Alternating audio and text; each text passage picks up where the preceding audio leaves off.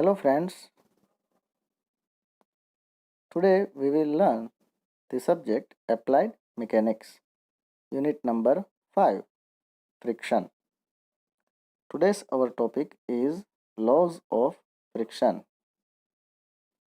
ઘર્ષણના નિયમો જોતા પહેલા આપણે ઘર્ષણની થોડીક ઇમ્પોર્ટન્ટ ડેફિનેશન જોઈ લઈએ. First one is limiting friction. Figure shows a graph between the applied force and the friction. આકૃતિમાં તમે જોઈ શકો છો ઘર્ષણ વિરુદ્ધ બાહ્ય બળનો આલેખ દર્શાવેલો છે, ગ્રાફ દર્શાવેલો છે. During static condition, as the applied force is increased from zero value, the frictional force increases in direct proportional to the applied force. એટલે કે જેમ જેમ બાહ્ય બળ પીનું મૂલ્ય પદાર્થ પર લાગતા બાહ્ય બળ પીનું મૂલ્ય વધારતા જઈએ તેમ તેમ ઘર્ષણ બળનું મૂલ્ય પણ વધતું જાય છે અને તે બાહ્ય બળના સમપ્રમાણમાં વધે છે, જે તમે ગ્રાફમાં પણ જોઈ શકો છો. A certain stage is reached when the applied force is just sufficient to overcome friction and motion of the body takes place. એટલે કે બાહ્ય બળ પીનું મૂલ્ય આપણે જેમ જેમ વધારતા જઈએ તેમ ઘર્ષણ બળ તેના સમપ્રમાણમાં વધતું જાય છે એવું આપણે ગ્રાફમાં જોઈ શકીએ છીએ. પરંતુ બાહ્ય બળનું એક મૂલ્ય એવું આવશે કે જ્યારે તે ઘર્ષણ બળને સમતોલશે અને પદાર્થ છે એ ગતિમાં આવવાની શરૂઆત કરશે, એટલે કે સરકવાની શરૂઆત કરશે, જે તમે ડાયાગ્રામમાં જોઈ પણ શકો છો. કન્ડિશન ઓફ ઇમ્પેન્ડિંગ મોશન એટલે કે સરકવાની શરૂઆત થતું બિંદુ. After this, the friction suddenly decreases to a magnitude which remains constant throughout the motion period as shown in figure. એટલે કે જે બિંદુ આકૃતિમાં દર્શાવેલું છે કે જ્યાં મહત્તમ ઘર્ષણ છે, કન્ડિશન ઓફ ઇમ્પેન્ડિંગ મોશન, એ બિંદુએ જ્યારે પદાર્થ સરકવાની શરૂઆત કરે ત્યારે એકાએક ઘર્ષણ બળના મૂલ્યમાં ઘટાડો થાય છે અને ત્યારબાદ સંપૂર્ણ મોશન દરમિયાન, ગતિ દરમિયાન એ ઘર્ષણ બળ અચળ રહે છે, જે તમે ડાયાગ્રામમાં જોઈ શકો છો. When the motion is just to commence, maximum friction is encountered. અહીંયા આપણે ડાયાગ્રામમાં જોઈ શકીએ છીએ કે જ્યારે પદાર્થ સરકવાની શરૂઆત કરે છે ત્યારે ઘર્ષણ બળનું મૂલ્ય મહત્તમ છે. This condition is known as limiting equilibrium. The friction acting at this stage is termed as limiting friction. એટલે કે આ સમયે જે ઘર્ષણ બળ લાગે છે તે લિમિટિંગ ફ્રિક્શન તરીકે ઓળખાય છે. Hence, limiting force of friction may be defined as the maximum value of friction force which exists when a body just begins to slide over the surface of the other body. એટલે કે જ્યારે પદાર્થ છે એ કોઈ સપાટી પર સરકવાની શરૂઆત કરે છે ત્યારે લાગતા ઘર્ષણ બળને લિમિટિંગ ફ્રિક્શન અથવા તો મેક્સિમમ ફ્રિક્શન તરીકે ઓળખાય છે. સીમાંત ઘર્ષણ અથવા તો મહત્તમ ઘર્ષણ તરીકે ઓળખાય છે. જ્યારે કોઈ પદાર્થ સપાટી પર સરકવાની શરૂઆત કરે ત્યારે લાગતા ઘર્ષણ બળને સીમાંત ઘર્ષણ બળ અથવા તો મહત્તમ ઘર્ષણ બળ તરીકે ઓળખવામાં આવે છે. When the applied force or tractive force P is less than the limiting friction, the body remains at rest. એટલે કે જ્યારે બાહ્ય બળ P નું મૂલ્ય મહત્તમ ઘર્ષણના મૂલ્ય કરતાં ઓછું હશે ત્યારે પદાર્થ છે એ સ્થિર સ્થિતિમાં રહેશે. And the friction is called static friction. અને એ જ ફ્રિક્શનને આપણે સ્ટેટિક ફ્રિક્શન તરીકે ઓળખીએ છીએ, which may have any value between 0 and limiting friction, અને જેની કિંમત એટલે કે સ્ટેટિક ફ્રિક્શનની કિંમત 0 અને મહત્તમ ઘર્ષણ અથવા તો સીમાંત ઘર્ષણની વચ્ચેની હશે. Next, normal reaction. It has been experienced that whenever a body lying on a horizontal or an inclined surface is in equilibrium, its weight acts vertically downwards through its center of gravity. આકૃતિમાં દર્શાવ્યા પ્રમાણે તમે જોઈ શકો છો કે કોઈ એક હોરિઝોન્ટલ સરફેસ ઉપર એક બ્લોક પડેલો છે, તો તેનું વજન છે એ હંમેશા તેના સેન્ટર ઓફ ગ્રેવિટી પર અને નીચે તરફ પૃથ્વીના કેન્દ્ર તરફ લાગેલું રહે છે. The surface in turn exerts an upward reaction on the body. સામે જે સરફેસ પર પદાર્થ પડેલો છે તે પદાર્થ પર એક રિએક્શન ફોર્સ લગાડે છે જે સરફેસને પરપેન્ડિક્યુલર હોય છે. This reaction, which is taken to act perpendicular to the plane, is called normal reaction and is generally denoted by n. આ જે પદાર્થ પર સપાટીનું એક રિએક્શન ફોર્સ કે જે સપાટીને લંબ સ્વરૂપે લાગે છે તે નોર્મલ રિએક્શન ફોર્સ તરીકે ઓળખાય છે, જેને n અથવા તો r સફિક્સ n વડે પણ દર્શાવી શકાય. નોર્મલ રિએક્શન, સો r સફિક્સ n અથવા તો કેપિટલ n વડે પણ દર્શાવી શકાય. It will be interesting to know that the term normal reaction is very important in the field of friction, as the force of friction is directly proportional to it. કારણ કે ઘર્ષણ બળ F છે એ લંબ પ્રતિક્રિયા બળ n એટલે કે નોર્મલ રિએક્શન n ના ડાયરેક્ટલી પ્રપોર્શનલ હોય છે, એટલે કે સમપ્રમાણમાં હોય છે. F is proportional to n. Now, most important definition, angle of friction, ઘર્ષણ કોણ. It is defined as the angle which the resultant R of normal reaction and an limiting force of friction F makes with the normal n. It is denoted by phi. આકૃતિમાં દર્શાવ્યા પ્રમાણે તમે જોઈ શકો છો કે એક રિઝલ્ટન્ટ ફોર્સ R દર્શાવેલું છે જે ઘર્ષણ બળ F અને નોર્મલ રિએક્શન ફોર્સ nનું પરિણામી બળ છે. આ ઘર્ષણ બળ F અને નોર્મલ રિએક્શન ફોર્સ nનું પરિણામી બળ R normal reaction force n સાથે જે ખૂણો બનાવે છે તે ઘર્ષણ કોણ ફાઈ તરીકે ઓળખાય છે, જે તમે આકૃતિમાં જોઈ શકો છો. ઘર્ષણ કોણ ફાઈ જે R અને n બંને બળો વચ્ચેનો ખૂણો છે અને તેને ફાઈ વડે દર્શાવેલું છે.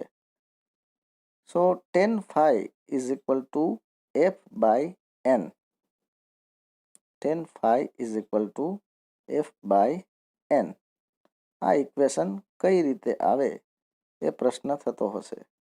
સો F, the value of F will be R sin phi and the value of n will be R cos phi.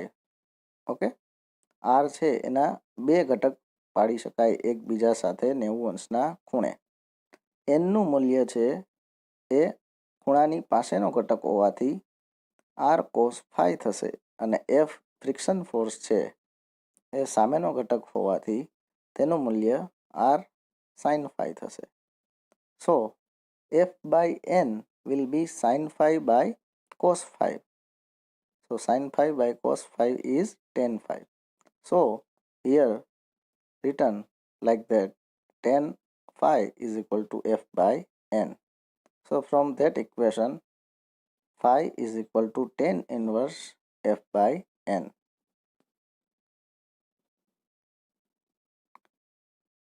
Another most important definition coefficient of friction એટલે કે ઘર્ષણ અચળાંક.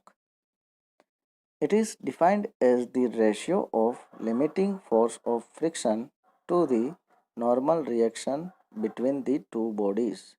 It is denoted by mu. ઘર્ષણ આંક છે એ ઘર્ષણ બળ F એટલે કે સીમાંત ઘર્ષણ બળ F, મહત્તમ ઘર્ષણ બળ F અને લંબ પ્રતિક્રિયા બળના ગુણોત્તર તરીકે ઓળખાય છે. અથવા તો એમ કહી શકીએ આપણે કે મહત્તમ ઘર્ષણ બળ F અને લંબ પ્રતિક્રિયા બળ એટલે કે નોર્મલ રિએક્શન ફોર્સ Nના ગુણોત્તરને તે સપાટીનો કોએફિશિયન્ટ ઓફ ફ્રિક્શન અથવા તો ઘર્ષણાંક તરીકે ઓળખવામાં આવે છે. હવે આપણે અગાઉ જોઈ ગયા એ મુજબ જે ઘર્ષણ બળ F છે એ નોર્મલ રિએક્શન ફોર્સ Nના સમપ્રમાણમાં હોય છે, એટલે કે F is proportional two N. હવે ઇક્વલ ટુ પ્રોપોર્શનલની જે સાઇન છે એ દૂર કરવા માટે આપણે કોન્સ્ટન્ટ લેવું પડશે. સો F ઇઝ ઇક્વલ ટુ જે કોન્સ્ટન્ટ મૂકવામાં આવે છે એ મ્યુ મૂકવામાં આવે છે, જે કોએફિશિયન્ટ ઓફ ફ્રિક્શન તરીકે ઓળખાય છે. So the equation will be like this: F is equal to mu into N. So from that we can say mu is equal to F by N or tan phi. આકૃતિમાં દર્શાવ્યા પ્રમાણે કોઈ એક પદાર્થ કોઈ સપાટી ઉપર પડેલો હોય તો તેના પર જુદા જુદા કયા કયા બળ લાગશે તે તમે જોઈ શકો છો. P છે એ બાહ્ય બળ છે, બ્લોક પર લાગતું લગાડવામાં આવેલું બાહ્ય બળ. F છે એ પદાર્થની ગતિને અવરોધતું અવરોધક બળ છે. W છે એ પદાર્થનું વજન દર્શાવેલું છે. N છે એ સપાટીનું જે નોર્મલ રિએક્શન ફોર્સ પદાર્થ પર એક રિએક્શન જે જનરેટ થાય છે એ નોર્મલ રિએક્શન ફોર્સ છે, જે હંમેશા સપાટીને લંબ હોય છે.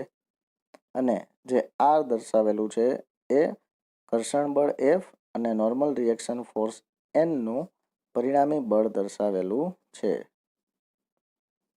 The next another important definition is angle of repose. Consider a body of weight W acting on a rough horizontal plane inclined at angle alpha. આકૃતિમાં દર્શાવ્યા પ્રમાણે આલ્ફા જેટલા ખૂણે ઢળતી સપાટી પર કોઈ W જેટલા વજન ધરાવતો એક પદાર્થ પડેલો છે. આ વજન W હંમેશા નીચેની દિશામાં આકૃતિમાં દર્શાવ્યા મુજબ લાગે છે. The body is in equilibrium under the action of the following forces: weight W, which may be resolved into two components, W sin alpha and W cos alpha. આકૃતિમાં તમે જોઈ શકો છો કે જે વજન W છે એના બે ઘટક એકબીજા સાથે 90 અંશના ખૂણે બે ઘટક પાડી શકાય, W cos alpha અને W sin alpha. Next normal reaction N, લંબ પ્રતિક્રિયા બળ N, જે હંમેશા જે સપાટી પર પદાર્થ પડેલો હોય તેને લંબ દિશામાં લાગે છે, જે તમે આકૃતિમાં જોઈ શકો છો. ફ્રિક્શન ફોર્સ F, જે હંમેશા પદાર્થની ગતિની વિરુદ્ધ દિશામાં લાગે છે. અહીંયા આપણે ઢળતી સપાટી પર પદાર્થ પડેલો છે એ ગતિની શરૂઆત કરે તો એ નીચે તરફ ગતિની શરૂઆત કરતું હોવાથી ઘર્ષણ બળ F છે એ ઢળતી સપાટીને સમાંતર ઉપરની તરફ લાગશે.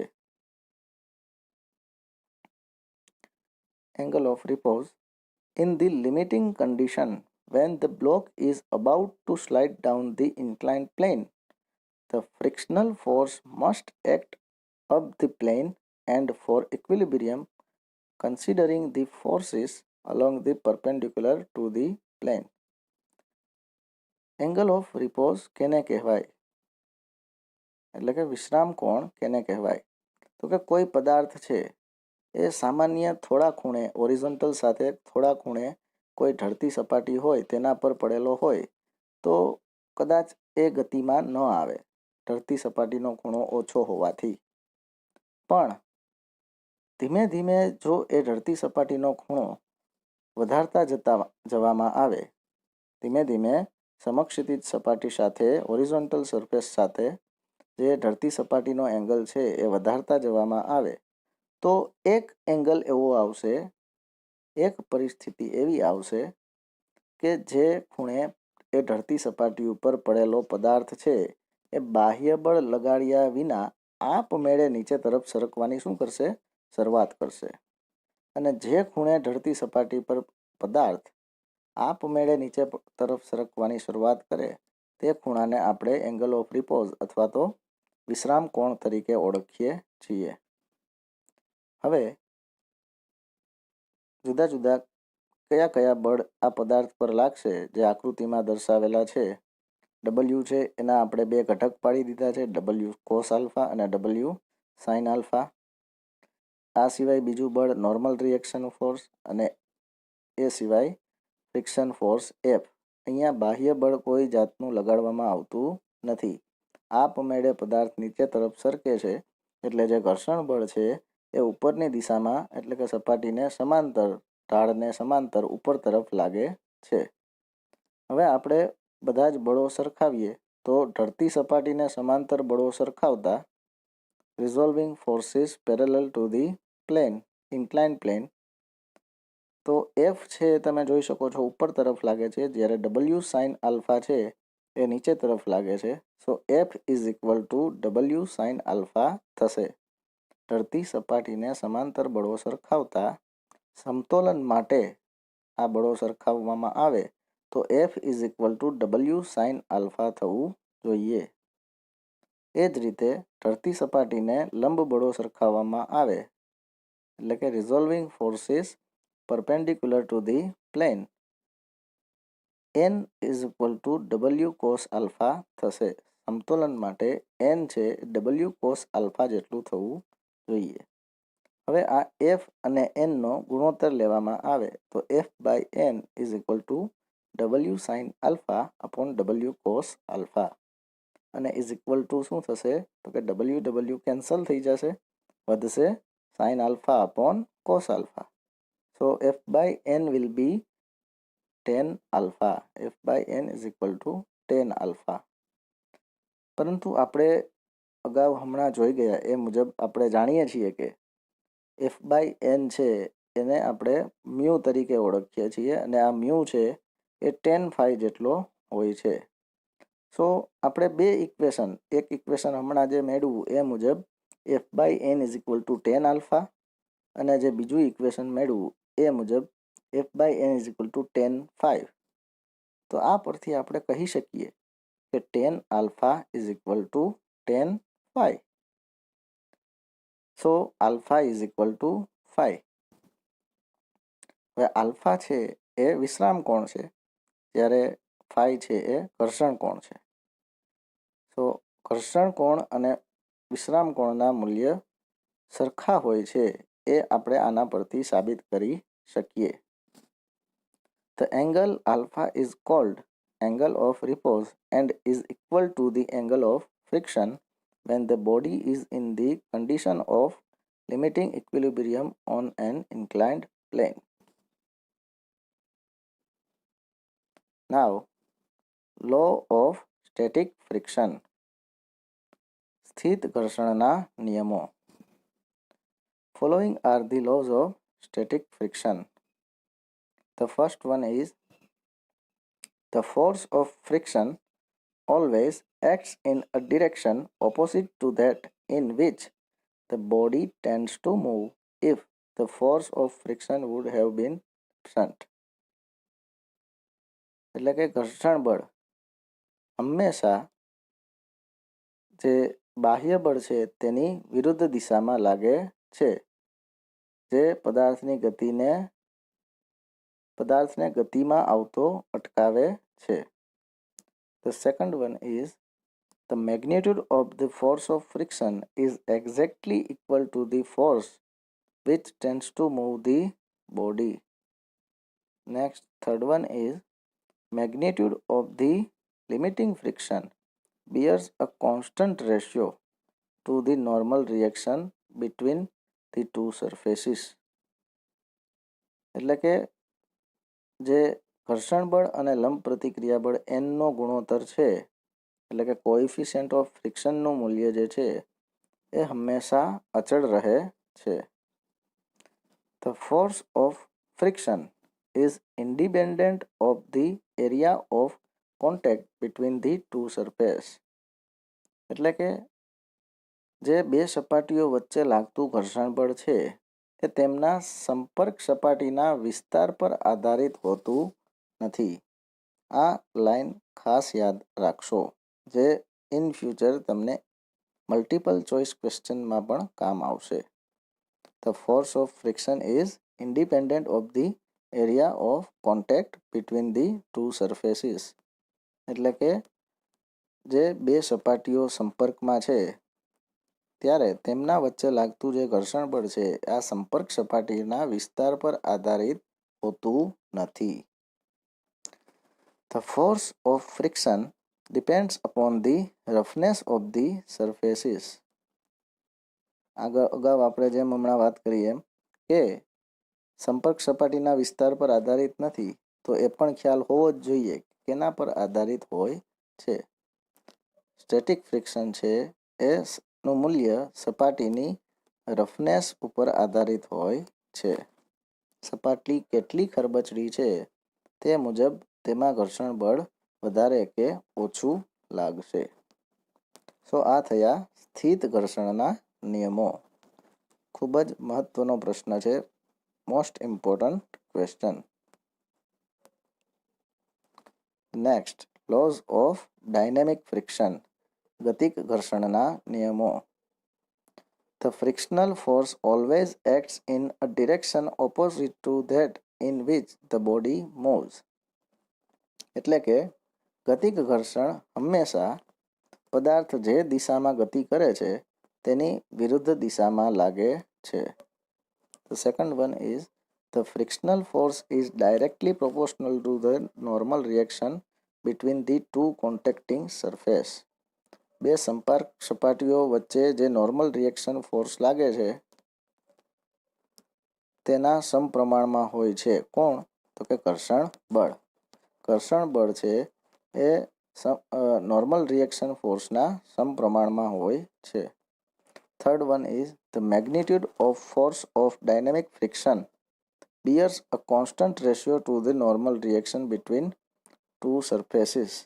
એટલે કે જે કોએફિશિયન્ટ ઓફ ફ્રિક્શન મ્યુનું મૂલ્ય છે એ હંમેશા અચળ રહે છે.